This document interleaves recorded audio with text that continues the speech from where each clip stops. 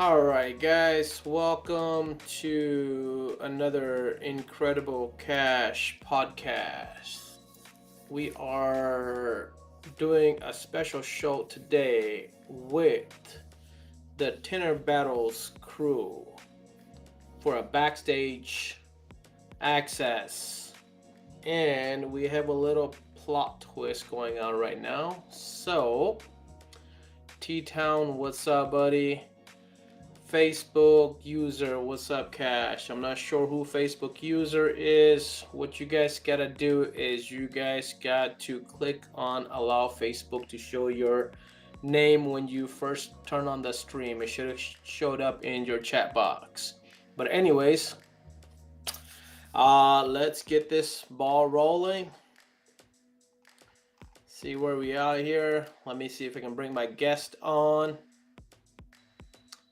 All right, Rick Tallman, Backstage Pimpin', what's up? Dustin Gonzalez, what's up?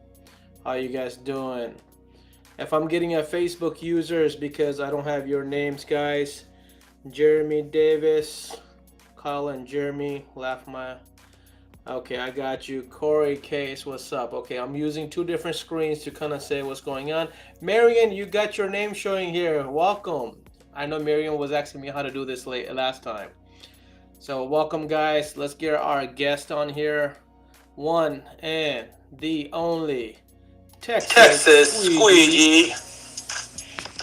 Welcome, Carlos. What is up, everybody? How's everybody doing? Thank you for having me, KASH. Thank you for coming on, man. I appreciate you. For everybody joining, Carlos has a twist today. He's like, I'm too much for the screen sharing. So he's definitely not what the case was. No, it's in order to preserve the integrity of the show.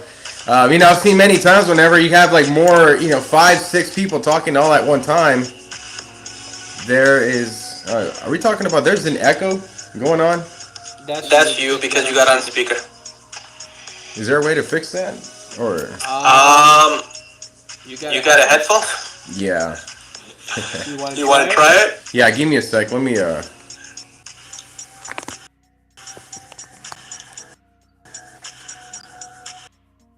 right, guys. Technical difficulties as always. We will get this fixed. How's everybody doing?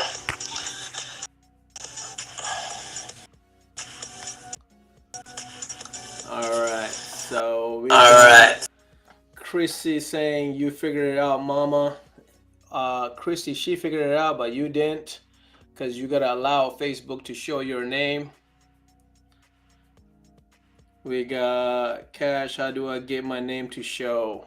You gotta click that on the bottom where it says to show your name and profile. Or guys, what you can do is go to chat.restream.io/Facebook or FB here. Click on that link. The link I just put up. Click on the link. All you gotta do is hit allow my name to show and just come back in and you will be able to see that. It's a Facebook thing, guys. It's not something on my end. Facebook has restrictions. I apologize. I'm trying to use two screens so I can get everybody's name, even though it doesn't show up here. So that was to Kyle. KASH, you're echoing. I'm echoing? I know I was echoing when Carlos was on. Carlos trying to fix his audio. Pretty good. How about you, Michael? Welcome, Michael. All right, see where we at. Not now, Jeremy. Thank you, Jeremy. Yeah, I know it's Carlos. His headphones weren't working. Yeah, Marion says she used the link. Guys, all you gotta do is use that link, chat.restream.io/FB. That will let your name show. You were echoing, but I don't hear it now. Thank you, Ryan. All right, we got the Texas Squeegee back. Let's see if we can get him back on here.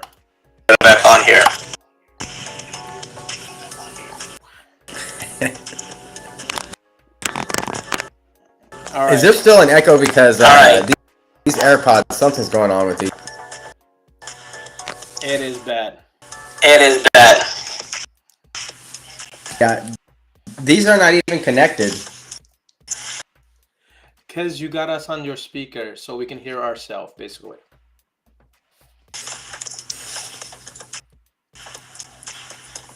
Did you hear that, Carlos? Did you hear that, Carlos? No. I say it's because you got us on a speaker. A So speaker, so we're basically picking we're up our basically own voice. picking up our own voice.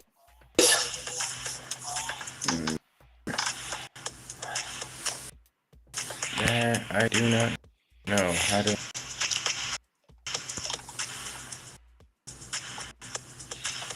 Guys, I I posted posted a a link. link. See, if I cut your audio out, Carlos, and I'm speaking, there's no echo. It's because your speaker's on, that's why.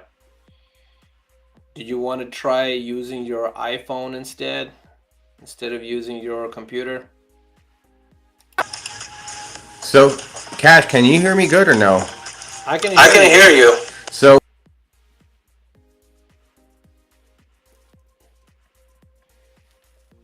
You cut out, you froze. I don't know if you can hear me.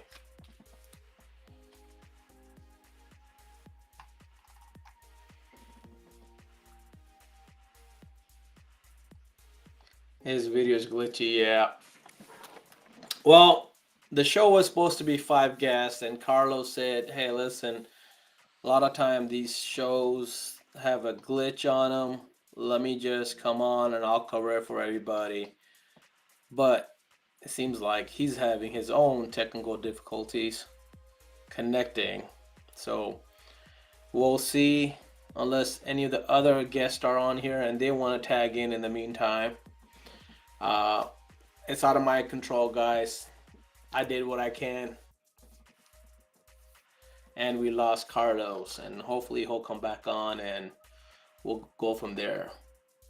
What's up, Avery? Avery in the house. Welcome, sir. So who else I missed? I'm trying to go through a couple different screens. Well, damn. Yeah, Michael. Well, damn. So, all right, Chrissy, did you get that link? I'll share the link again, guys. If you want your name to show up in the chats, you got to click this link I just posted, chat.restream.io/FB. That will allow Facebook to show your name. Carlos is back one more time. Let's see what happens. Carlos, you there?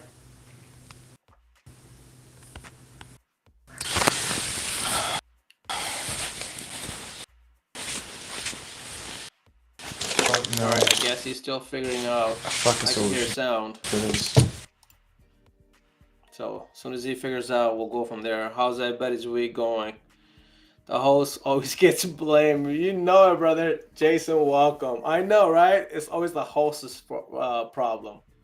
He's caught in the matrix. I believe so. I believe so. Don't have a solution. We can hear you, Carlos. We can't see your video. We can hear you just fine now. I don't know if you can hear us. I guess we lost his audio as well. I'm cold. Winter showed up yesterday. Heck yeah, winter showed up yesterday. It got hella cold today, man.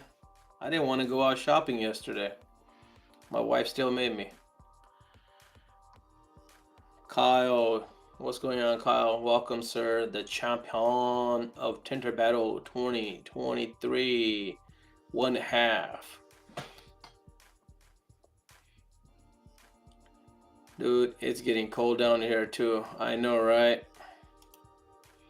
Can you repost chat stream link for Chrissy? Yeah, I've been posting it in the text. I'll go on the page on InCREDITable. I'll post it there as well.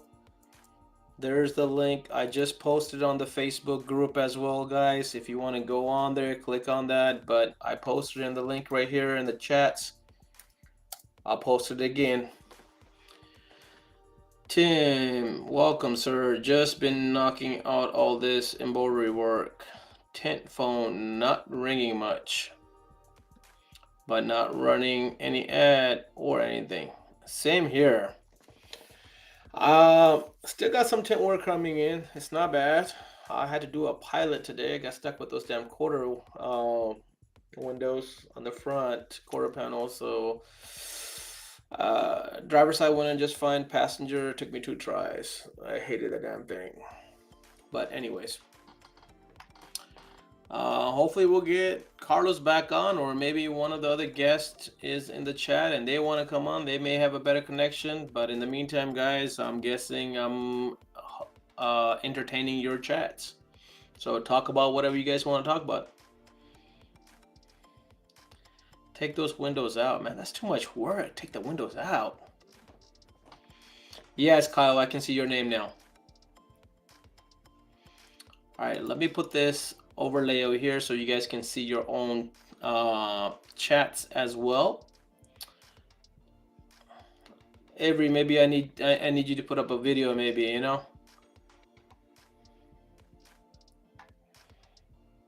Perfect. I got Kyle, Rick Tolman.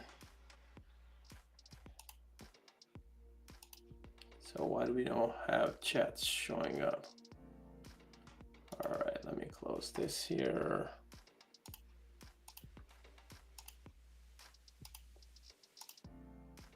All right, there we go, guys. All ceramic jobs and print work. Kyle, see, look, man, you're the first one on the screen with your comments. Jeremy Davis, hey, brother, how was your, okay, we got Carlos back, so let me see if we can get him on here. Carlos, can you hear us? Can you hear us? No? Yes? What's up, man? Okay, we can hear you now. Much better? Lot better. Yes, sir. All right, cool. Let's put again, the one, the only Texas squeegee, Carlos.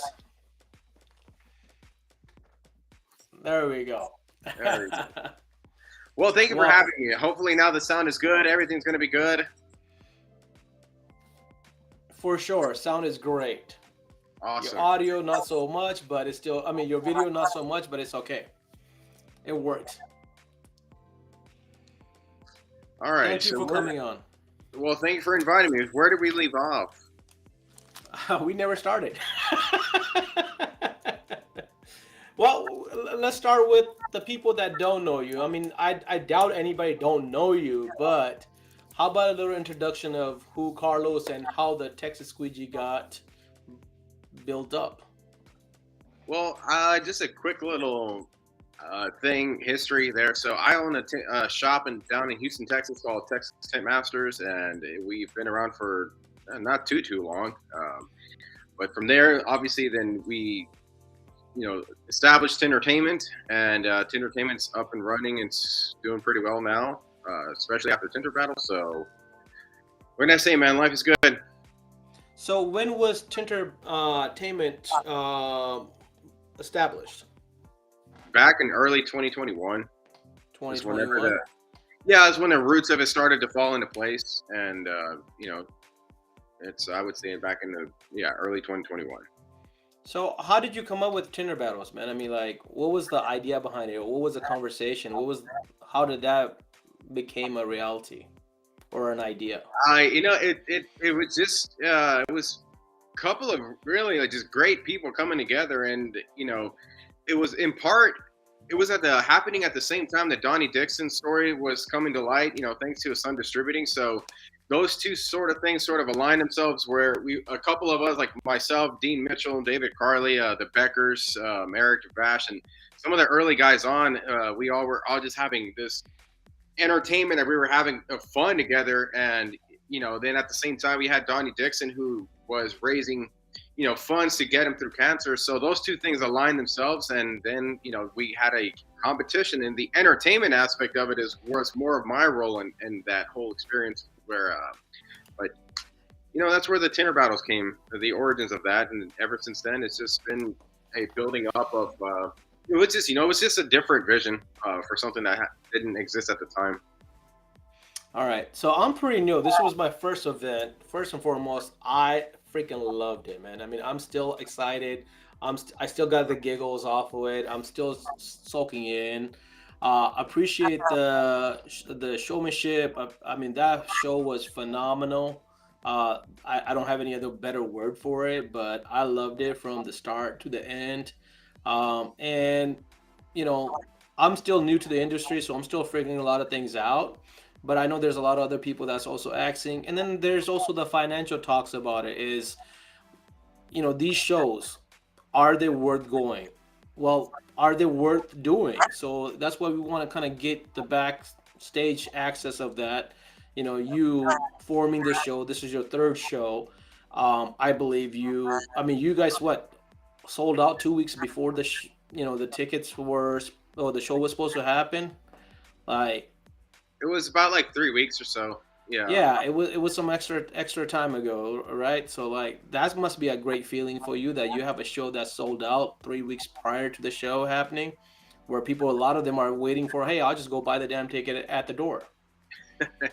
Yeah, these types of things, when you start to ramp up the production quality of them, you have to plan for them responsibly ahead of time. So whereas the first time we held this event, it was more putting it together. And whenever we were there, there wasn't, there was still a huge responsibility. But as like anything else, as the things grow, you have to be more sustainable within that growth in order to manage that. And so obviously this one was a lot in a much bigger venue. It was at a resort at Amelia Island, and so we needed to have information ahead of time. So we had to restrict a certain seating to accommodate everybody. I mean, you were there, so everyone who went there, they were fed throughout that. So things like those require planning ahead of time in order for to maximize the experience for everyone that goes to these types of events. That was the first time. Honestly, you brought up the food, man. Love the food. First of all, I mean, you had so much goddamn options, bro. Like seriously, it was phenomenal from the breakfast, the lunch to the dinner. The drinks, bro. I mean, I can't stop talking about that if I start. I'm a foodie myself, but damn, bro, like, you had not only meat, but you also had fish options. You had veggie options. God damn, nobody has veggie options, bro. Like, you thought of everything. How the heck that happened? Yeah, there's an incredible team that was putting this, together. It really the collective efforts, and I would point to and say that it was a truly talented, team coming together, everyone doing their part in what they were really good at, and then at the end piecing it together to create this puzzle that everybody got to see as Tinter Battle. So there was so much thought that goes into these things, and I say like this, the number one thing that we think about every single time when we're creating events like these is the attendee experience. We do this for the tinters that come through, for the families that come through, and I think that this past Tinter Battles really showcased that importance of the family factor being a part of these types of events, and the convenience factor as well. Like, we have the belief that when you go to these are experiences, and as much of the thinking that we can, as much of the critical thinking that we could take away from that and make it all about just an experience, like you get almost like as if you're getting onto a ride and then you just go on for the ride. That's the idea behind like the Tinter Battles experience. And yeah, and it's somebody mentioning it there, like there was a whole pig, and that was one of the cool things that I didn't really get to enjoy myself personally, but I really got to see a lot of people posting pictures about it and stuff like that. That was quite unique to hear about it and then finally see it in person. No, man. I mean, gotta give you props over and over again on this, man. That the show was phenomenal. I mean, that is the only word I can use for it, is that it was beyond great. That's why, like I said, I know I've texted you and Eric and other people, but man, you guys really did yourself like a top notch event, and I can't wait for the next one to see how you top that. Uh, Well, there's still Tinter Battles season 3 that we're still working on producing. Now this is, Tinter Battles is not just the live event experience, but it's also the show aspect that we produce out of it. Because we don't just do like the live event, but it also comes with the content that comes with it and what we decide, to put in there to tell the storyline. So much happened within that whole experience that there is 1,000 different ways to produce this in order to show like the just amount of depth that went into putting this event together. And so that is going to be premiering on February the 22nd on a live edition of Tint Wisdom, 5 p.m. Pacific, 8 p.m. Eastern. So February the 22nd is when we're airing that, which, since you mentioned about events, Tintertainment has been working on a new concept for an event launching later on this fall. But again, there's no information that I can release about that until February the 22nd, live on Tint Wisdom as well. Awesome.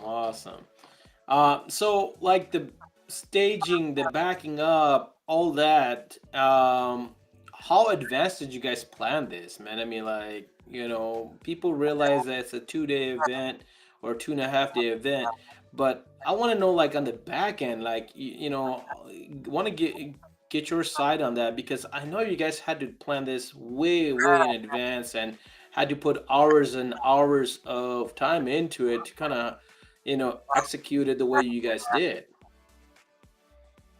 Right. So what was the question again? Like, how long did you guys take to plan this out? Like, did you guys start planning this right after Tinter Battles 2, or did you guys do it 3 months ahead? Like, what was your, how much work did you put into this? I know you got to run a business too. So, like, you're putting content out, you're running your own business, you're an installer yourself. On top of this, you're doing this. I see that. These days. Hey, I like to empower installers. there you go. I mean, but you may have made your role. I mean, you're an owner, So now, do you have 2 locations, or are you still at 1 location? No, we go deep with one. Okay. So the second location, that bigger location, so you guys move your original location. Is that what that is? Right. So I have a building where we were at in our first location, and that building, I'm still holding the lease on that, and I have a few ideas and plans with that one. So, but we moved into a bigger one. That's on my shop and consumer side. But yeah. Okay. Cool. Yeah. Cool. Just trying to figure out things on your end. So, but yeah, I mean, so going back to the battles, what kind of time frame did you guys put into it? I mean, like, did you guys? Was it OU? Was there other people involved with it, or how? No, there's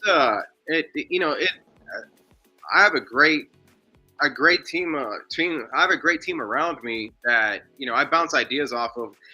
It's kind of hard to pinpoint exactly when was considered the first moves into that, because a lot of it just comes with discussions and throwing up ideas, and something that with Tinter Battles, I think the one thing that this year really was able to show was each experience is going to be slightly different than a year. If you remember, I don't know if you paid attention to the Tinter Battles 2022, the theme of it was different. The logo was the same, but the theme was different. And everywhere we go, every year, wherever this goes, wherever it's going to be themed different, unique to that experience. And so a lot of these discussions very much start with, hey, what do you think it would look pretty cool? And then we just start throwing ideas on the wall and seeing what works, or then we start to look at other, just other industries and seeing what they've done and things of that nature. So it's kind of hard to pinpoint exactly when this whole thing started as far as working on it. But, I would say July 4th of 2022, that's whenever I went out to go scout the location, where I was able to put a lot of the content together that so many of you guys have seen. So since July is whenever we were starting to piece things together. Okay, so this theme was family and fun and resort all in one. Is that something that you're settling down yourself and you want to kind of have that for yourself, or is that something that was? How did that come about? There was a great talks about that. A lot of people loved that they were able to bring their spouses. Yeah. I mean, for me, even though I was a first event to first Tinter Battles, I got to see a lot of people's spouses. In fact, I got to meet Eric's wife, Eric's mother. I got to meet a lot of people's, spouses and kids. Haas had his son's birthday at the event. Right. We Yeah. got to sing happy birthday to him. To one of the Beckers had a birthday as well. There was great things at this show. So that's a unique twist. I mean, like I've been going to SEMA since '97, man. It's never business. I mean, it's always business. It's never family focused. You came up with something unique on that, like the family focus on it. Is that something that you personally want to do? Or was that something off of one of your groups? No, that's something that's always been there since day one. Even whenever the origins of Tinter Battles 2021, like the family aspect was one of the most important things to me because I wanted to set out to create a show. I didn't necessarily want to have a trade show. I wanted to do an entertainment show for so many reasons. One of them, probably the first and foremost valuable thing that I think that we could offer to everybody that goes there is just the experience itself. And so, that experience creates long lasting memories. And depending on how good of a job that you do or how well you set that up, you can potentially create life changing moments, life changing memories, life changing relationships. So the family aspect was always something that was important. Now, the other thing was that it was also, could we create a product, a window tinting product that people outside the tinters could also enjoy? And one thing that I got a lot of comments on from other tinters that have been doing this for like a very, very long time that maybe felt in some way or form that gotten the right that to them it meant so much to bring their family to an event that they were able to enjoy and saw his craft in an entire different way that now all of a sudden made it cool. Like it's just something that we were told a lot, throughout that whole experience. So, the family aspect that has always been there since day one, for sure. And it's super important. We'll always be there since day one, and we'll always be there no matter where this thing is going to go. Like it's always going to be family friendly, Tinter actions, entertainment, Tinter battles. So how was you guys introduced what was it? Tinter Trivia. Yeah. How was that? Like how hard? You had some really good questions. I'll be honest, I didn't know half that shit. I knew some of it, but man, I soak in a lot of information. I try to get as much information in any industry I go into or anything I try to do. So, you know, uh, man, I did not know more than half that stuff. That was a very unique. But you had a lot of good questions on there. It wasn't just like entertainment stuff. It was a lot of industry focused, information that most people should know anyways. Yeah, well, some of them were easy questions, and the other ones were a little bit more difficult. And that's again, to me, it was a way to present something valuable of the industry to an audience, something different, a different idea, and then seeing if it works. And then the spin to this was obviously taking window film information and window film history. Instead of having videos where I could say, "Hey, here's top three things you didn't know about the history of window film." Instead of doing that, I wanted to present it in a trivia style game that where most people can participate. Like a lot more people could participate. A lot of people could watch. It was a new concept, and hey, maybe along the laughs, you learned a couple of things, and that's what elevates you. So was the concept. I tell you what, I really got a kick out of Billy Ayton showing up on stage, dressed up the way that he was. It was something I was not expecting, and I've told him that reaction that you saw out of me that day was genuine because I was not expecting someone to come up there like that. But again, I think Billy Ayton coming to a show dressed up the way that he did to make that kind of an impact is why I love something like the Tinter Battle so much because, I felt like that in the wrong setting would look very silly, but at the Tinter Battles event fits right in. And I think Billy was able to create some lifelong memories as well. Looking back to that is something that I'll never forget that. And so, Billy, if you're watching, I thank you for that moment and memory. It was very interesting. Definitely was. It was very unique. I think a lot of people were shocked and surprised and really enjoyed his costume. Honestly, watching a lot of the 22 and 21 videos, I was kind of the only thing I missed out of this Tinter Battles was the team aspect that you guys had on the prior year. Yeah, You know, that was one thing I thought was on the entertainment level was at a different notch. I'm assuming you're a WWE fan that you have a lot of the uh, stuff that's kind of thrown off of it to kind of make the entertainment exciting like that. Um, but that was something that some of the other guys kind of filled in with the different characters, and I realized this is like you say, you're trying to change up things every year. But that is something that I was really looking forward to. But even though I think only person that was really team built was A Canada and Avery and Sean Titman were the only ones that were uniform together. yeah, and that was something that they did completely on their own. And so, whenever the A team, Team Canada of Cato and Dean Mitchell, they were one of my favorite entrances. Them and Shade Slingers. Whenever I was looking back at some of the content and clips, they were one of my favorite entrances because they were so much into their character and into their team, something like that. That's what brings the entertainment level obviously up. But and you're right. Like one of the things that we didn't do so much this year is to brand the teams individually, which is a good point that you bring up because we did that for the first 2 years when we knew what teams were competing going into this. However, as the popularity and the reach of the brand has gotten, more people have been wanting to get involved.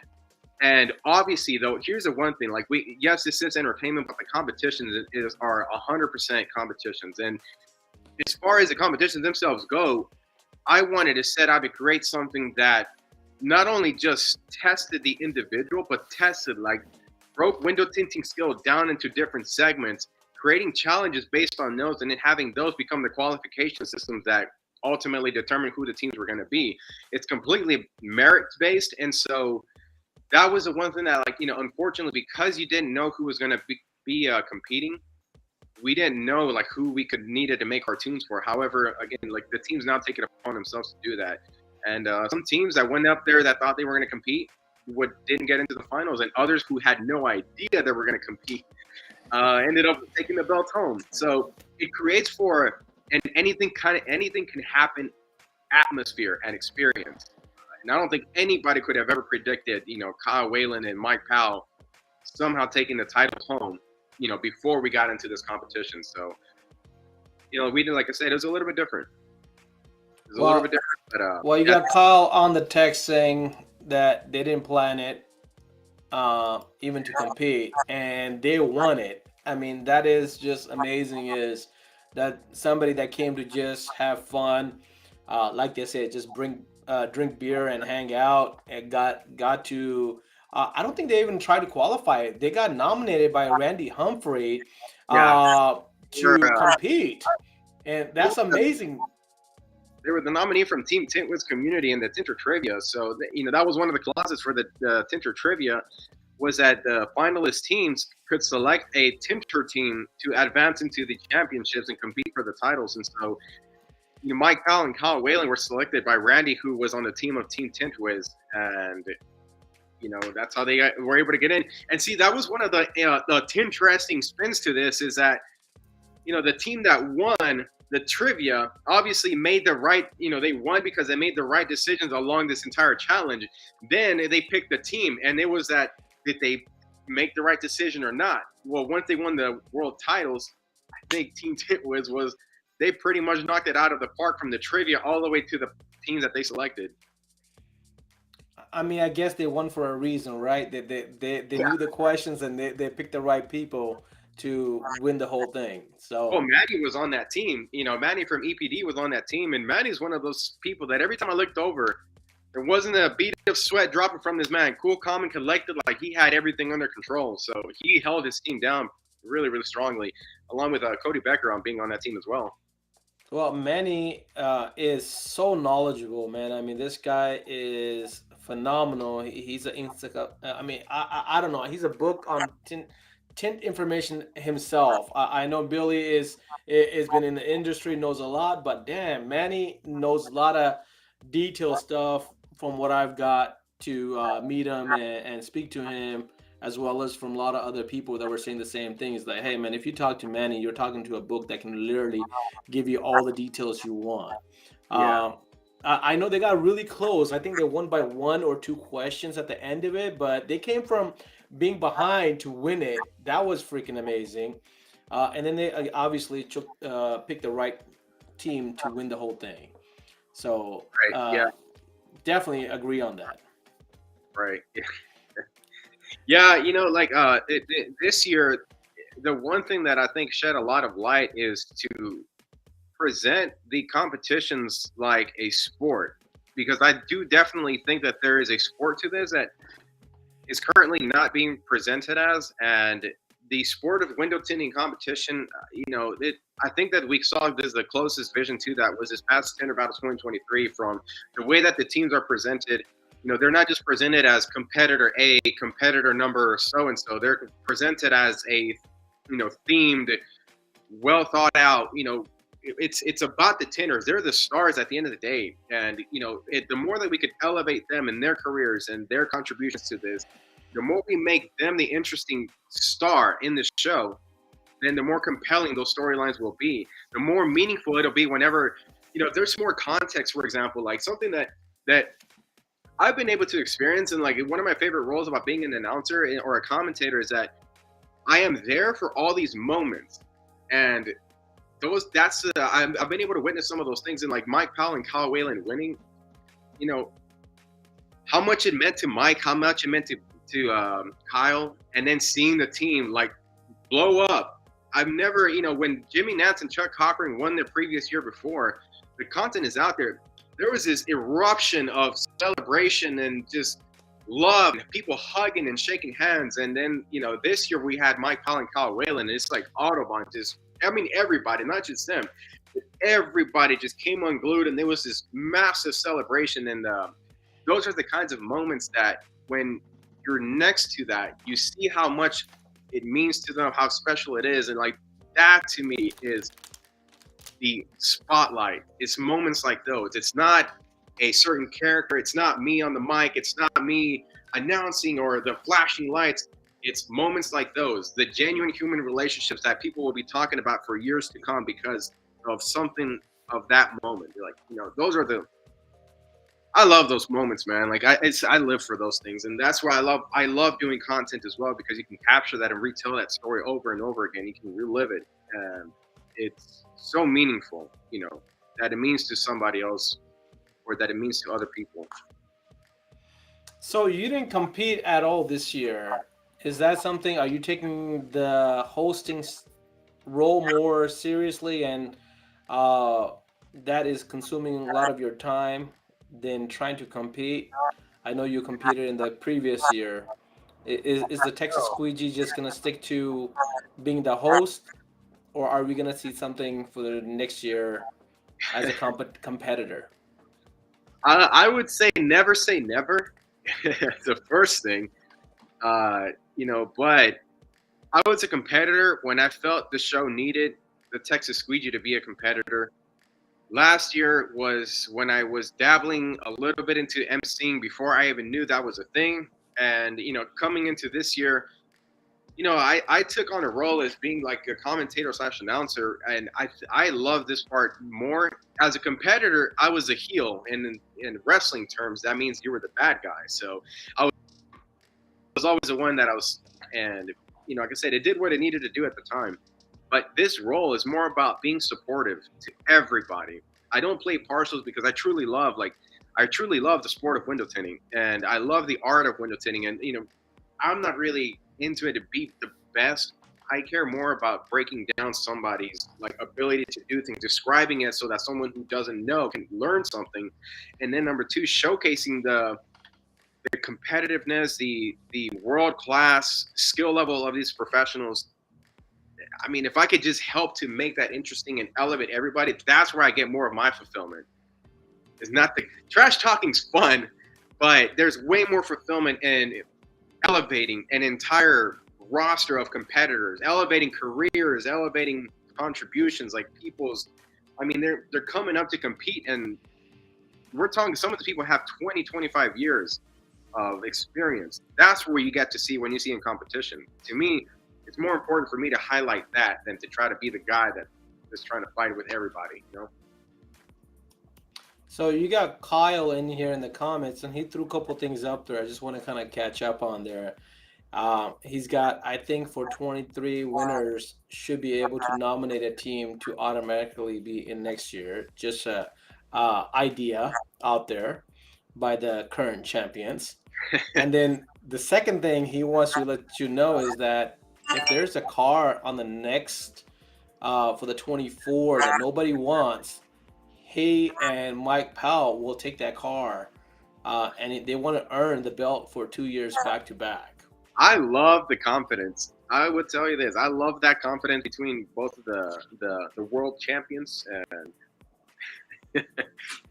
I love the confidence. You know, we're going to be covering them here in the next week or so. Within the next week and a half, we're going to be covering them with the documentary that we are producing for them, brought to you by Tintwiz and Autobahn, and that's going to be the careers and the lives. Again, it's entertainment. It's about highlighting the individual as the superstar. So I'm very much looking forward to working on it. It's something that we've been putting some work into, dissecting documentary formulas and producing something like this that we can now start doing for the industry, and start to categorize and catalog a lot of these people's careers in a way that's captivating, entertaining, memorable, and meaningful. All right, cool. Very excited. Can't wait for the news and what's up next. Now, that brings up the next question. Is 24 Tinter Battles gonna be just like this one, early January? Are you guys gonna keep on moving the days and times as well? Or are you guys trying to make it a certain time of the year on a regular basis? No, there's no specific time that we have to stay within. It comes down to the experience, and if we have a right idea with the right venue at the right time of the year, you can't. A lot of times you can't plan perfect timing. So, if we find the right venue, depending on what time of the year that's going to be, that's what's going to determine what the dates, what time of the year that's going to be. There's no specific constraint that we pretty much have. It's more about what's going to be most impactful to the community and the audience and the attendee, and then we go backwards from there. So the ones you guys did in Orlando, that was in mid-season for tenting, right? Like That was March. It was March. Yeah. So that's like the right beginning for a lot of guys in most of the United States where tenting kind of takes off. That compared to this one being held early January, did you have better respond on this one compared to the last one? In terms of like the timing of the year, Right. For attending for the guys that's coming in, did more guys talk to you about that, or you guys get feedback on like, hey, do they prefer being in off season compared to being in season? yeah, it was mixed reviews. I think overwhelmingly it was all positive. I think that the experience itself trumped anything else, whether what time of the year it was. A few times that I did hear a couple of feedback was, perhaps moving it towards the fall, perhaps moving it a little bit, into March or February or something like that. But, I think the timing of this for a lot of people, I feel like it worked.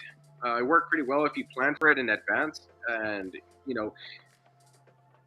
Tinter Battles wasn't just about the competitions, and it wasn't just about entertainment. There was also obviously the League of Trainers concept that was debuted, and whether you were going there as a lone installer wanting to get better, or you were taking staff members to go get better, I mean, the time to work on your business is the slow season whenever it's not as busy.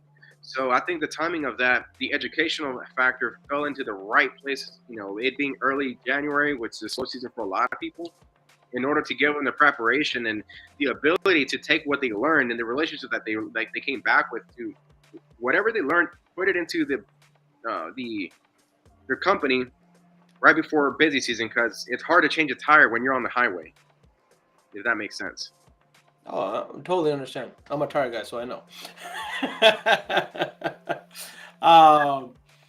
Anyways, now how long did it take you guys to prep up for this event? Like, you guys came in there on Monday or Tuesday, and the show didn't actually happen until Friday, It didn't start until Thursday. Thursday Thursday, night. The Saturday. dinner was the start of the show. Yeah. So, did you guys had enough time to set up everything, or were you guys last minute running around to finish up things? It looks No. like your crew was pretty on hand, man. Like they had the things down. Pete, I got to meet, Crypto Pete for the first time, Sammy, a few other people. You guys kind of had it down like what you guys were doing, man. Yeah, it wasn't like the setting up part wasn't stressful at all. I mean, it was really well thought out. It was pretty organized. One of the very like overwhelmingly positive feedback that we got from this too is that the way for us we had everything under control. Like we went in already, everything we knew where it was going to go. People had job position as far as putting things together, but I think like for the even the sponsors themselves, we got the feedback that they were glad that the booths were all the same sizes because whenever a company starts to get into these like these wars about who's going to have the bigger booth versus the other, well, it's the people working them that have to set this up. So like we had there's a couple of people that worked a couple of booths that were mentioning to us that they felt almost strange that it was this relaxing setting everything up, and they felt like they should be stressing out more. And it's like, no, this is what happens when you plan for this and you have it all thought out. So No, you guys definitely had it down. I mean, that's why I say, being able to go there a day early to kind of see your guys' setup process. Honestly, went there to help you guys out, and you guys are like, man, we got this. yeah, All I did was help Eric put up a light and help Marco in the back room a little bit. That's it, man. Other than that, we went to the damn pool, yeah, and which was that's awesome. bro, and that's what it's about. Like, I mean, it was about, there was a lot of people that volunteered to help out, and we obviously we took as much help as we could possibly get, but again, we want this to be for everyone that comes down. We wanted to be like a truly real, especially models. I mean, the theme of it was vacation. It was out at the beach. It was at a resort. It's family friendly, so we wanted it to be as much of a relaxation experience as possible. Strategically placed at the beginning of the year because I mean, I don't know. Like, it was just one of those. You want to start off the year with a bang. And you want to start off the year with your right foot forward. Why not start the year off with this incredible, meaningful experience? And hopefully, this sets off a lot of people to be enthusiastic about 2023. You mean 2024? No, I mean 2023, like the year. You put Tinter Battles at the very beginning of it, put that experience, and hopefully a lot of people could go into their year 2023, with this almost like, with momentum. You got Jordan Shady J saying it was legit. Sorry, I enjoy the fidelity of the event and everything going on. He goes on saying our family had an amazing time. Lots of firsts went down for the Shady Bunch. And I know Haas had his whole family there. Other people had their families. It was really amazing. Unfortunately, my family wasn't able to go. I was the loner, but I saw a lot of families have real fun over there. Got to enjoy the beach. I know Marco had his family with him. His son was really entertaining himself. The love that Marco and his son shared on the stage, man, that was beautiful. When Marco was competing, his son was his agent. That was beautiful, man. Like, there's so many good moments from that show. Like, I'm literally getting goosebumps talking about this. I love the family atmosphere, man. So I really, really enjoyed it, man. Thank you on behalf of everybody that's watching and stuff. I know a lot of people are here just wanted to get your side of the experience, what you guys did in the back end, how difficult was it, how easy was it, but ultimately, man, it was just a great experience for anybody that attended. And if somebody didn't attend it, you guys missed out a great event. Just don't make sure you don't make that mistake again on the next one. And then this is a financial show, so everybody was talking about the money. Your guys' fee was $250. A lot of people talked about that's outrageous. And I even featured on one of my shows that what the cost would be if you go out and eat and you were providing the food, that it was way under that. I underestimated that cost. I mean, bro, I had a salad, okay, with some shrimp, and I'm gonna put this out there, okay, at the beach, the bar that was right next to the pool, the avocado salad with shrimp was $48. Okay, that's just a salad, guys, with a drink. $48 with a tip. This guy had freaking tables of food for every single meal. I mean, you have to put that stuff for at least $75, $100 a meal. And if you attended all 8 meals, that's $800, man. I mean, shoot, that 250. I mean, you must be broke after this, bro. Like honestly, like I don't know how how the money side adds up, because the sponsor would have had to pay it out of their ass to kind of accommodate everything. Excuse my language, but it was a phenomenal setup. I mean, you guys overdid yourself. The snacks, I mean, dude, you guys changed snacks every meal. It was something different, something unique to taste and enjoy. Man, I'm not even taking any questions from these audience that's here, man. I'm just hogging the stage. I'm just so excited to talk to you. I just love the damn event so much, and I can't wait for the next one. But guys, if you guys got questions, please put it up. I will focus on that, and we'll get some answers. I apologize if I hog the stage today. I'm just starstruck right now. Well, it's under deliver. I mean, under promise, over deliver, right? It's like I said earlier in the show. It's the attendee and the average attendee when it's the most important part of it, and you can't really put a price on an impact, especially of that caliber that we had at Tinter Battles.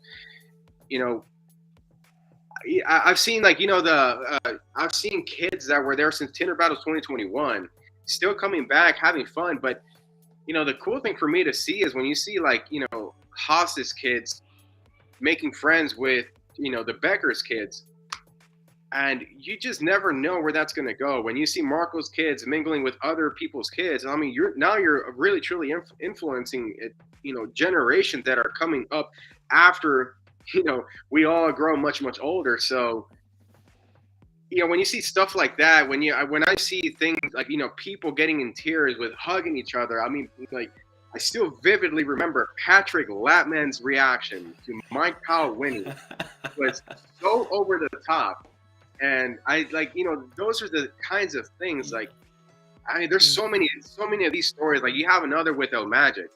El Magic was one of those people that I related to a lot, because he's a tintertainer, that I would say. He's a person that does window tinting as a profession, but his talents and abilities are more artistically and creatively driven. With people like that, a lot of them, you just need the right opportunities. You need the right outlet to express yourself creatively this way. So whenever, I don't remember exactly how it came to the topic of whenever I saw El Magic singing for the first time or something like that, but I knew that he had talent. Like, as soon as I saw him, I knew he had talent, and so I reached out to him with the idea of putting together something like that, and he was cool about it. Later on he was telling me, like, this is for him was like a kind of a dream come true, and I loved it. I thought that he was one of the most. There was few moments throughout the entire show, if you were watching there, I was very very much involved, not only in the performance aspect, but running the show on the back and in coordinating production with media. And so those were the time whenever Magic went up there was one of the very, very few moments throughout the entire show that I feel like I could truly step back, because the show didn't need me as a performer, and the audience didn't need me to. He literally commanded that stage so perfectly, so well, and I'm just like, just things like those. Whenever he came up to me and told me how much the entire thing meant to him, you can't put a price on that. You can't put a price on those kinds of impacts, the kinds of influences, like, because you never know. Like, they're just opening up doors and doors and doors for everybody. So that ultimately is, you just can't put a price on something like that. I 100% agree with you. Look, I mean, my total for this trip with everything included was 1972, and I would spend double that money and still attend because the connection I got to make with some of the peoples, got to know some of the people there, got to talk to the vendors, and just overall the experience. I mean, as a new tenter myself, I just feel more confident doing windows now after the event, just because I attended the event and I've seen these people, do what they do. I went for I wasn't even gonna really try out, but a couple of guys like, hey man, just try out the gap challenge. Why don't you just do it? I had no tools, so I ran around on a couple tables, picked up some tools, and Yeah. first time I did it, I froze. Literally, like Tim Johnson had have me on video, and then you can just stand and see me just standing there, like, what am I doing? Like, and then you are in the background saying my name, and I'm like, I'm even more frozen at that time. Like, what the hell? And then, you guys after that, you're like, hey, you guys can get another chance if you didn't do it. Second time around, I had a lot better, experience. I almost made it. I just had a little on the left side because I did the back window with 3 cuts, and I see Montana looking at me, the sheriff, like, damn it, you almost passed, but I gotta fail you. But it was experience. For me, I don't take it as like anything bad. I take it as a very good, positive feeling that I got to experience something at a higher stage with all these professionals that are cheering you on, that are giving you tips. Look at the heat shrink battle. I mean, you got this guy that's trying out a rap technique, and Yeah. he's sharing that with competitors that are going against him before the heat shrink, and he wasn't even the first one to show it. It was his partner that showed it, and everybody's thinking that, oh, this guy's just saying that, other than few that actually knew that he's done this before. And when he came out, he killed him, and I mean, he won that as well. It was a very unique setup on a lot of different things, which I personally, as a first time attendee, really loved it. As a new guy to window tinting, really loved it. I'm just trying to be as part of as many groups, trying to get more knowledge in, man. I mean, but you guys, awesome setup, Yeah, awesome event. that heat shrink battles was it was something different. Because it was Luis Enriquez was the one who ended up winning the entire thing. But during the League of Trainers segment, he and I guess he had taught Fernando how to use that technique. So when Right. Fernando went up to compete, he was the one that was pulling that stretching. And obviously at the heat shrink battles, he got all eyes on you. So he was the one that was one of those like, what the hell are you doing? And then obviously we later on found out that it was Luis Enriquez who taught him that one. Like not that literally the same day. So Right, like literally 30 minutes before that. Like yeah, he that literally was- showed him that 30 minutes before, because I was right there doing the live, and Luis was right behind me, and he's selling just like when Kyle and Mike won. All I was against center stage, and right behind me was Patrick and all the Autobahn group, and all I hear is, "That's my best friend. That's my best friend." Like all I can remember from that win is Patrick just being so loud and be like, "That's my best friend." I'm like, yeah. dude, but there's great moments on that. You talked about El Magic. I don't know if you paid attention. The loudest guy when El Magic was Tinter for Life was Mike Nora going back and forth, Tinter for Life. Like, even though he didn't understand the Spanish part, he was just like that Tinter for Life. You got him, you got the Tint Queen, you got a few other people that were just, I mean, I understand the Spanish people that understood it. They were like into it. But I mean, you had everybody else that were jumping on. That was, very unique and very,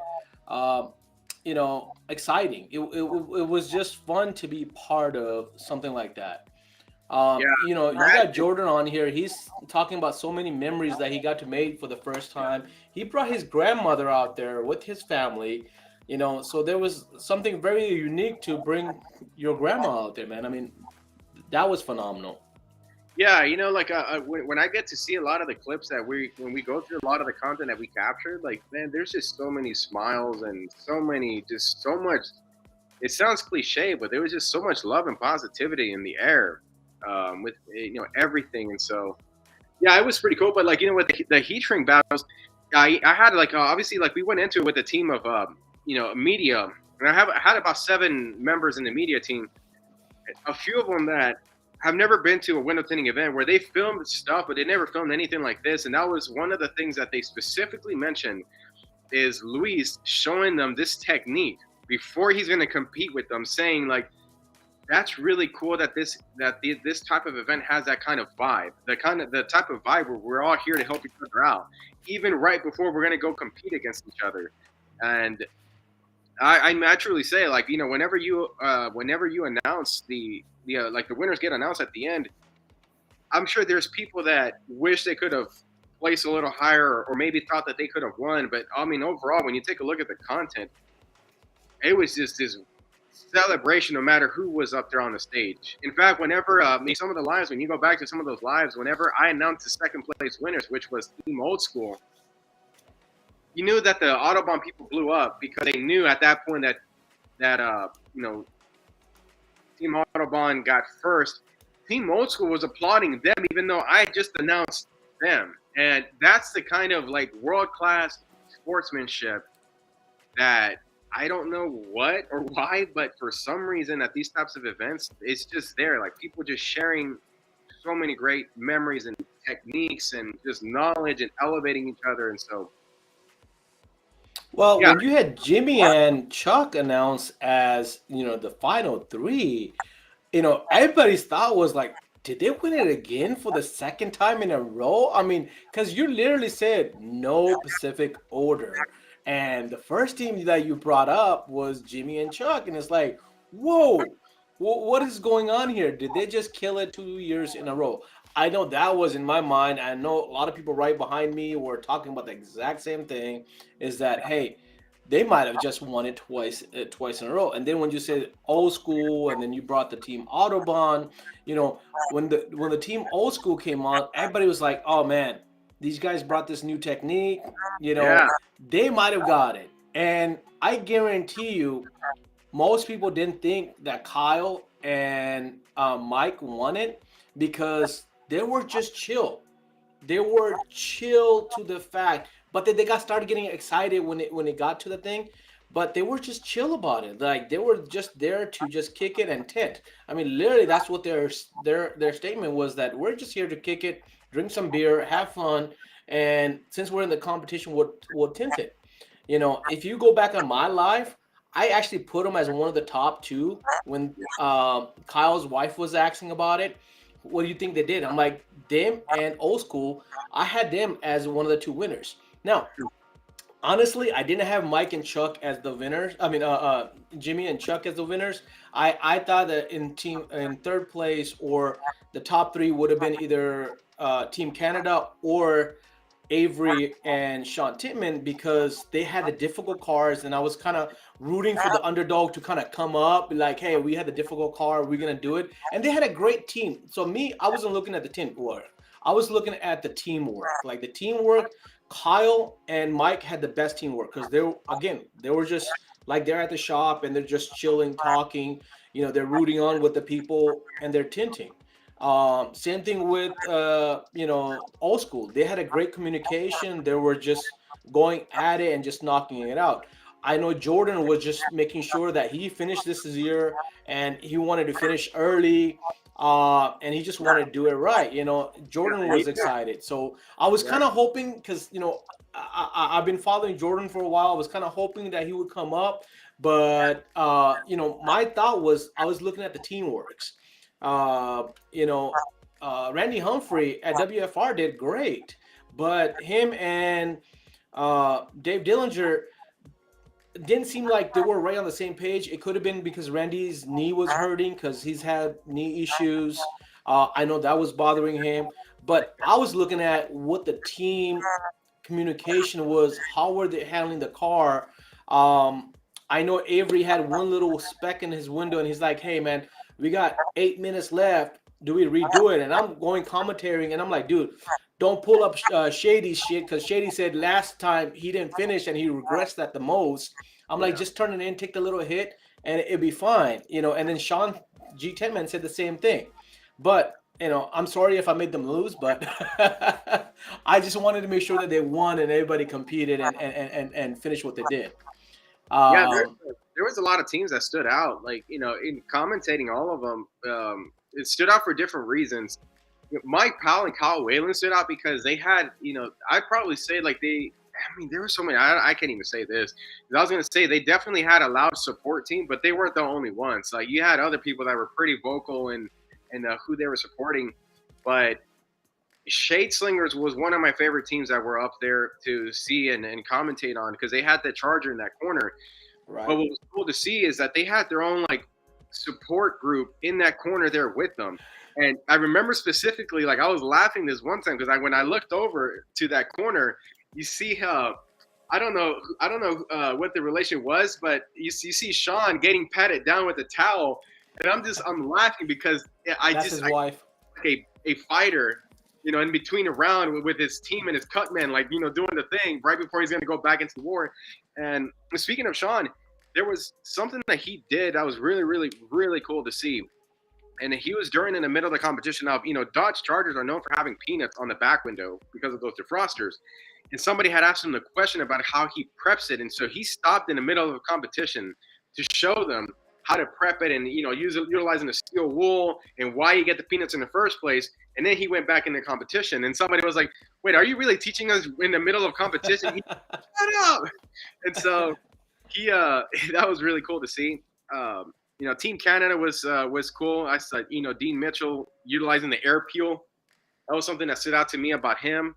Cato, probably one of the most enthusiastic competitors that we've ever had come through the Tinter Battles.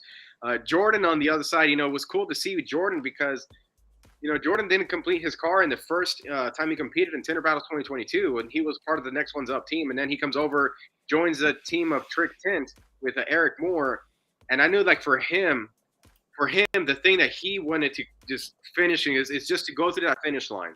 And obviously, he did that. And that was really cool to see. You have obviously team underdogs, Tony O'Day and what was the other guy's name? Spacing out on him, man. But yeah, they were such a cool team. Like even introducing them on the back, and they were such a team underdogs. They were such a cool team. Very relaxed, very chill. Of course, you can't talk about the Tinter Battles without talking about the former champions, Tinter Battles of 2022. That's Chuck Cochran and the Wizards, a team that has a collective 65 years experience. I'm probably gonna make a few people upset with this statement, but one of my favorite Tinters, that I've ever seen, is Chuck Cochran. He's one of my all-time favorites, probably one of the greatest of all time. Chuck is extremely versatile, whether it's in flat, whether it's automotive. When I watch this guy work, his technique is damn near flawless. He's got such an eye for detail and just like a true class professional. And then Jimmy Nance is just, when you look up world class on a dictionary, Jimmy Nance's picture is on there. All right. So it's just super nice, super world class. He's got a sense of humor. When I first met him, and hopefully Jimmy won't get upset when I say this, but whenever I first met him, Jimmy was kind of very formal. He was almost like a museum. You almost couldn't touch him. He's just so perfectly well put together and comes across that way. And so more business oriented than entertainment.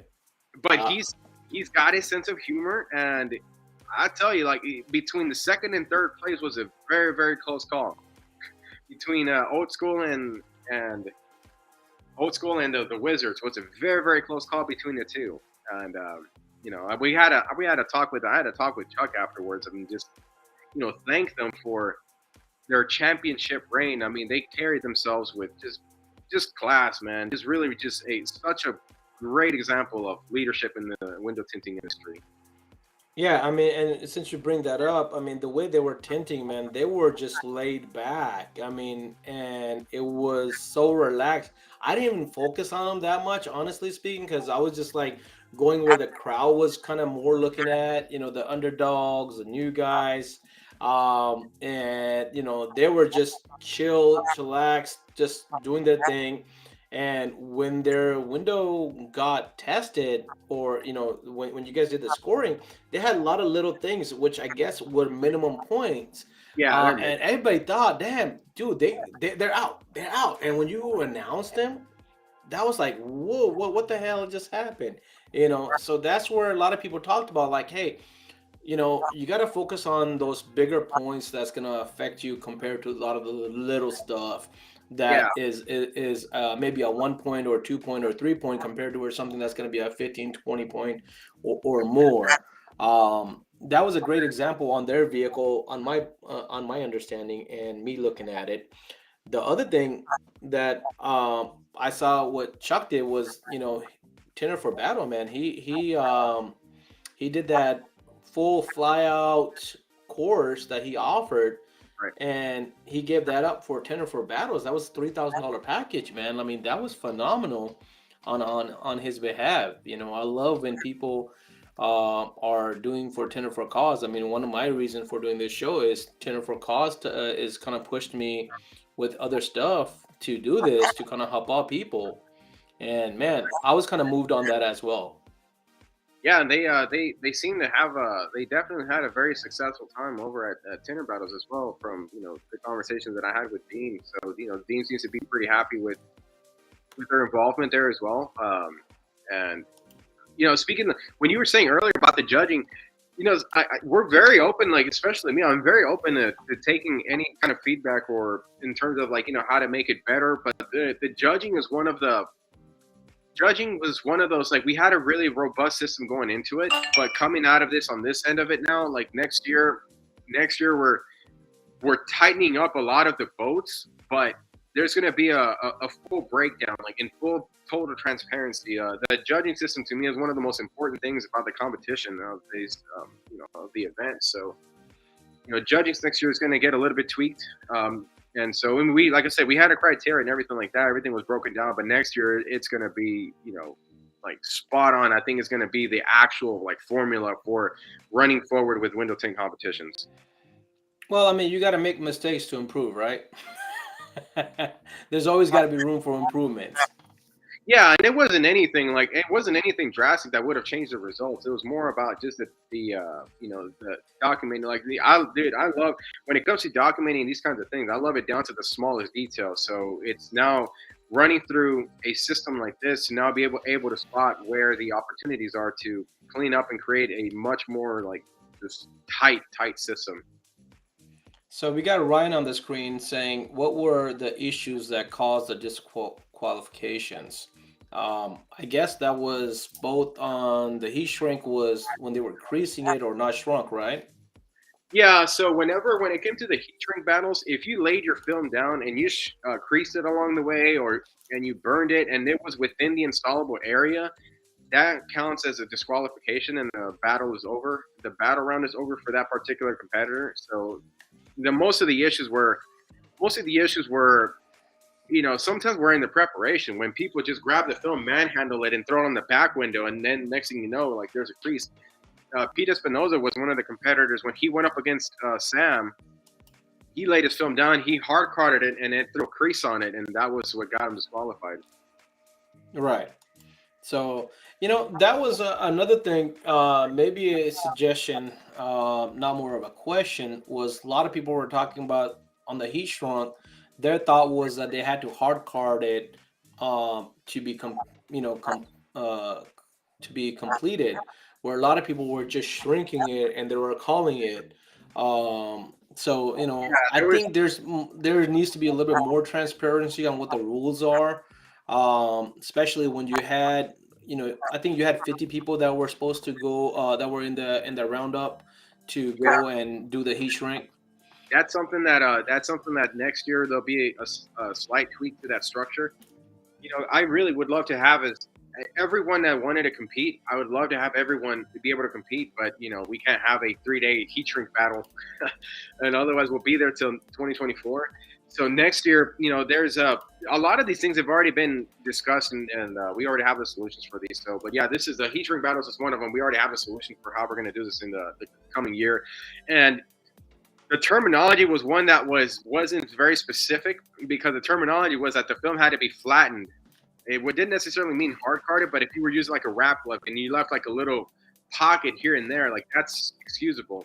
But I've seen I've seen in like when we go to other events and like at SEMO, for example, whenever they have a back window that's down, I've seen how people try to get away with leaving fingers with the it will lay, and it's like I don't care, it's not laying right now, and so there are guys who try to push what that means, and so that's why I was like, it's got to be flattened out. You didn't necessarily have to hard card it. You can use your wrap glove if you want to, so. But yeah, it did have to be flattened out to the point of reasonable. Like, you got to be reasonable with it. Well, I think your judge did a great job. I mean, the guy that was judging it, he did a phenomenal job. He made sure everything was good. He didn't just look at it one time. I was paying very close attention to it. He looked at least 2 or 3 times before he called anything on it. So, he lifted the film, he looked underneath it, made sure was it in this tentable area or not, and then he called it. He did not rush anything. So that was, I do got to give props on that. The judge was very good at what he was doing. Yeah, Or at least he made it look like it. We won Matico. Matico, the clear choice since 1903. 1903. I love that, man. The catchphrase is that your speech was awesome. The business aspect of it. If people didn't attend, Carlos actually did 4 guest business course for the whole event. It was Manny, Carlos, Mike, and who was Ray. the fourth one? Ray. Yes, Ray from the media group, Media Tunes. It was a great, man. I mean, that part. I think everybody needs to also, whether you're a business owner or a tinter, you should know the business aspects of it. You should know, how to critique your business, how to improve your business, to have a focus, to have a goal, to have a finish line. Preset yourself on what needs to be done in a certain time. I mean, financially, that's how you plan ahead and you strategize and you make it come through. And like you said earlier, for this Tinter Battles, if you had planned in time, it was, you got the ticket and the funds weren't an issue for you. For the people that waited last minute, a lot of them weren't able to attend it because the tickets were sold out. So I will admit, if anybody watched and really wanted to go and we were sold out, like it was tough having those conversations because I really could have wished the entire world was there. But whenever again, it's as much as we can wish to try to do that, we had to have limitations so that everybody had just around. So, but next year again, we're working on and making all these improvements next year. Like we're not past. It's not like, oh yeah, this went perfect and we're not doing anything different. Like no, there's as good as it may have been, there are ways to improve on it, and that's what we're gonna do for next year. So, what is your overall take from doing the Tinter Battles 23 compared to your 22s and 21 Tinter Battles? What is the insight on your understanding and your point of view for the audience and anybody watching? I think that there is a lot of things that came to fruition that was envisioned in 2021. I think that the momentum and just the camaraderie, I think that something that was established in 2021 with, of course, because there was, incredible people involved. Like, Dean Mitchell was a huge player in that role. There's also David Carley, who was also a huge factor. Eric Devash, of course. Marco Cazorla at the time when he was, getting into it as a trainer. So Dane Gregory has been also a person that has been supportive from day one and been a contributor to that role. So yeah, I just I don't know, man. Like it just like the impact of it has grown so much and tremendously, and I think that when you go to when you go to these kinds of things, it's just going in the right direction. I don't really know how to say it. Like I loved every aspect of it. I loved meeting all the people. I loved being supportive. I love commentating on these competitors that, this year the competition was strictly about merits, and we got to see new techniques that I've never seen in, I've been tinting almost 20 years. I never got to see those kinds of techniques ever, and I think a lot of us were shocked into that, and I think that comes down to the structure that was put into place in order for competitors to advance based on their merits, not necessarily based on their name or popularity. It was just strictly based on if you're good, try out, and then those who were good moved on. And it's also not surprising that the person who won the heat shrink battles was also one of the top 3 placers of the Tinter Battles championships competition either, because again, I heard from a few of the competitors that had been in the competitions before that they were themselves saying that the contest this year was was just like of higher caliber. The competitors were of higher caliber this year, and again, that's the sport of window tinting. I think it's moved in the right direction. Going back to what the question you had asked is as far as like what's the overall take of this. I think like now we have some really really solid groundwork. Again, the Tinter trivia was something that was a new concept. We put that into place. I think it was successful. League of Trainers was a developed concept, but this was the first time it was to that extent, and that one was really really successful. Business seminars was something that we never had in the past. That was something that was new that we added to the event. So I think overall coming out of it, I think that there is a very, very distinction for what the Tinter Battles experience is. And it's just something that's just different. It's something that's bringing like just different ideas to the industry. Are you going to keep all you did this year and add more to it? Are you going to replace anything? Any insight on that? Any insight on what was that again? Everything that you did, the Tinter Trivia, the League of Trainers, you know, all that stuff, everything new that you guys added this year, are you guys gonna keep that and add more stuff for next year? Or are you guys gonna replace some of that? I know there's always modifications happening, but overall, what you guys produced this year on your side, from the back end of it, was it all good? Was it all something that is gonna be in the next battles? Yeah, there's obviously like the heat shrink battles is a staple of the Tinter Battles competition. Like that segment isn't going anywhere. League of Trainers will always have a place there. I think the business seminars were also will have a place there. For the most part, in terms of the automotive division, that will be there. Now, a lot of feedback has been had about adding PPF, flat glass, and the wraps to this thing. So something that I can't make any promises on or guarantees on that now, but it is in discussion to create something similar of that caliber for these other types of contests and competitions. So, like I said, formula-wise, you're going to see a lot of similar but different. Going to be similar but different. Especially with this far out in advance, it's hard to answer that question. But like the short answer to that is really just saying, this is 100% creatively driven. We're driven by pure creative and impact to the community. So if it stays this way and we can come up with a better version of what we just had in 2023, it'll be very similar to that. If not, we come up with a different version, and that's going to be a lot better. We're going to go with that one. So. Okay, all right, cool. Any financial statement, advice, tip, trip, anything that you've used yourself that you can add to the audience as they can practice, use, or improve on? Yeah, I would say let your business comes first, your lifestyle comes second. And the bigger your lifestyle is, that's going to eat up more of your income on the business side, the less risk that you can take.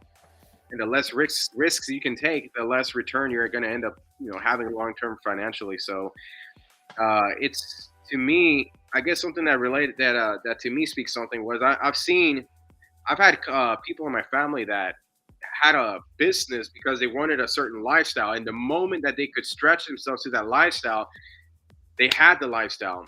But when the business started to suffer, everything just came crashing down, because you had a lifestyle that was supported by the income of this business, and when that income wasn't there, everything just came crashing down. So something that I learned very, very early on is, if you want to remain fluid in business, you want to remain adaptive, if you want to have strong ability to take risks or spot opportunities and seizing them, to me, that was a very important thing. Your business comes first, and then your lifestyle comes second. And if you don't have money to keep you afloat for 6 months, a year, 3 years, yeah, you better figure something out.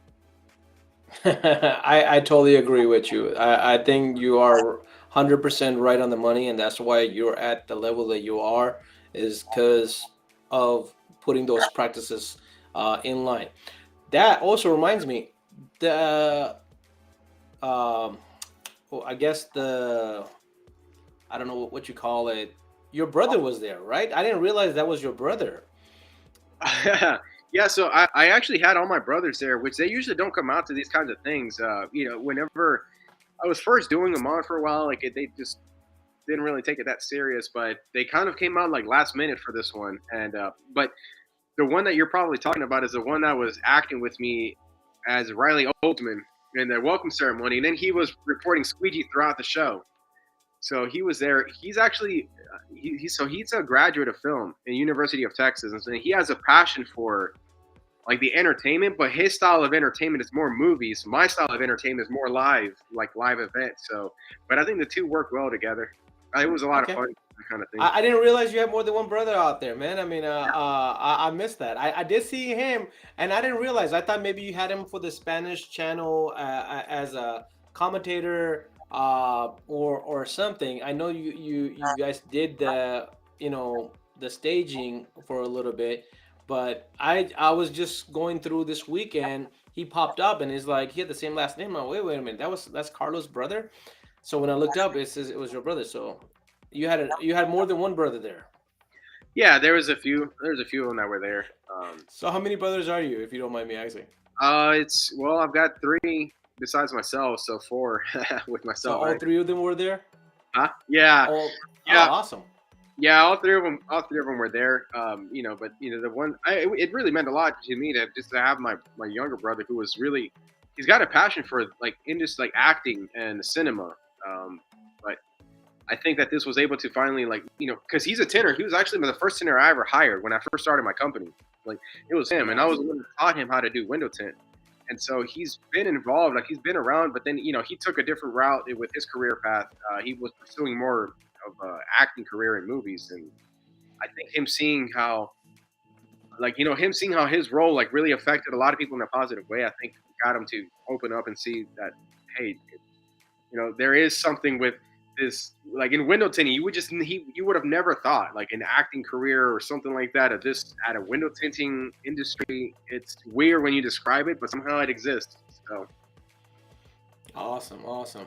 All right, guys. If somebody didn't attend the Tinter Battles, they had a lot of good gifts. I picked up a whole bunch of extra stuff. There's the little chiselers and some flags. If anybody's interested in getting them, I will ship it to you. 2 flags, some chisels, and anything else. Just put your information up here real quick. Who wants it? If anybody does, I know most of you guys attended anyways, but if you didn't, Richard, I already got you covered, bro. Your package should be going out this week. I'm sorry, I just been busy. But anybody else other than Richard wants it, let me know, man. I'll ship you guys some flags and some of the other hardware, as well as the little glow tin whiz things. But hey, Carlos, I really want to say thank you so much for coming on here. I think your idea was taking on this by yourself was pretty good. Because of the technical difficulties and just that's what I making was trying sure to. that all the answers got answered the way they should be. Yeah, um it, that's what. it was a pleasure, man. I mean, just being attending there was a pleasure, and I can't wait for the next one. Yeah, absolutely. I can't wait to share the stuff that we have coming up for later on this year. So again, there's not much that I can say, but this February the 22nd, we are premiering season 3 of the Tinter Battles show, and we are also going to be releasing the airing dates, the premiere dates for the documentary that we're doing on Team Autobahn. Kyle Whalen, Mike Powell. There's a few more things, a few more appearances that are coming up here with a couple of events, but like I said, the February the 22nd, Tintertainment is launching a new event. It's not a Tinter Battles. It's something different that is going to be premiering and launching this fall. So February the 22nd, live on Tint Wisdom with the Texas Squeegee and Eric Gavash. Awesome. Can't wait for that. And that's you said is gonna be 8 Pacific. I mean, sorry, Yeah, five. it's 8 p.m. Eastern, 5 p.m. Pacific.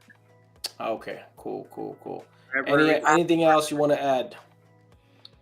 Other than that, man, just really thank you for having this and having the financial talks and for providing value to the community. I'm not the best financial guy because when you talk a lot of these things, like you're very very well disciplined. I mean, I know how to move money around, but I let my accountant, I let him deal with all the uh, putting it in the right places. You know.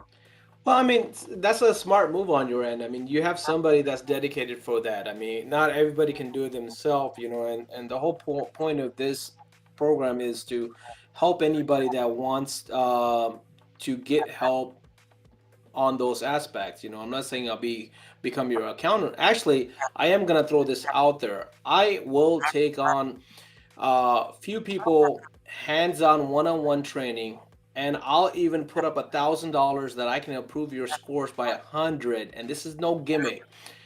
If I don't, I'll pay 500 to you, 500 to Tinter Battle. If you follow and you don't and you don't commit, I want you to pull $500 towards Tinter for Battles. I'll put the details on later on. I've been thinking about this. I'm like, you know what? People think this thing doesn't work. I'll prove you it works because I've done it with a lot of people, and I want to see the Tinter community actually improve, man. Like I want people to have better credit score. I want them to have their own business. I want their business to be successful. And if they want multiple locations, I want them to be able to do that, man. I don't want, like you said, don't live by your means only, and then if you don't have income coming in and then you're crashing. I don't want anybody to be in that position. So I'll put that up on next week's podcast, what the details are. But I've been thinking about that. You know what, Carlos, you kind of pushed me on this. I was like, what the hell. I'll put a money on it, man. Like I literally will put money in backing that up, that if you can follow a strategy, you can literally improve your credit score by 100 points. Now, that being said, you have to be in the 500-600s to be able to improve 100. If you're already up in the high 700s, you're not going to go much further. But guys that's really struggling, you want to one-on-one, man, I'll offer it for free. In fact, I'll put my money on it, uh, just to show you how changing it can be and how easy your life will get if you actually follow through on it. And Carlos said it himself, man. Look at this guy that's doing this phenomenal thing for the community. Again, Carlos, lovely event, awesome event. I can't even talk enough about it. I mean, just attending it, just the food, just the venue, man. The venue was awesome, and your idea of having everything right there. One thing I hate about SEMA is how many steps I have to get in. And even with that being, and I was at the hotel, and bro, I had one of the best views. I mean, like I had center line view. I love that about the hotel. Dean Mitchell had the biggest room with a huge shower.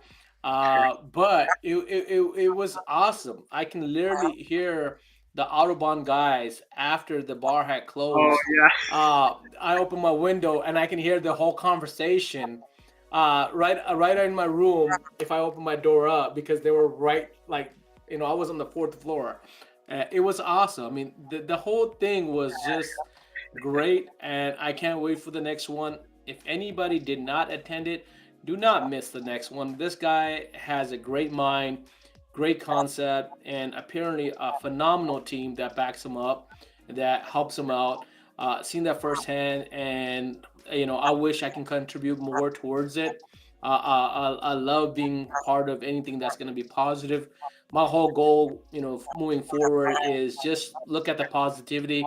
I love what Johnny Blade says: is just cut out the negativity, brother. So more we can do that, and in this industry, I'm seeing that more and more, that everybody's just bringing on a lot of positivity. So, I, uh, wait, we have Randy Humphrey on here. He's on Facebook jail. Randy, did they release you? I just saw that. I just saw what's up, Randy. But guys, thank you so much for attending. Carlos, thank you so much for spending the time with me, brother. yeah. It was a real pleasure having you on and getting your insights. I know I skipped some questions in there. I was just so excited in the moment and where the conversation was just leading. One other thing I do want to mention is that the violent player you had, man, that guy did a great job. You know, especially during each meal, you had this beautiful music that Yeah, was live, that was happening. We forgot to mention that. Um, he was good. He you was. know, He's a pleasure to work with too. Again, like man, when you surround yourself with talented people, they when you surround yourself with the right team, like it becomes a pleasure to work with. Of course, things are always going to be difficult. Anything worth achieving is always going to have a difficult path and difficult road through it. But when you do it with the right team and with a talented team, it's so much fun. It is so much fun. exactly. All right, guys. Thank you so much. Have a great night. We'll see you on the next one. If you got any suggestions on what you guys want to see on these podcasts, please post it in the comments or message me anytime and we'll make it happen as soon as we can. Carlos, again, brother, thank you so much. It was lovely meeting you in person. I will most likely see you at Mike Powell's opening You're in going? 2 weeks. Are you going? Yeah, I'm planning on going. Yes, sir. Oh shit, dude! I'll see you there too. All right, awesome. All right, guys. Everybody have a great night. Peace.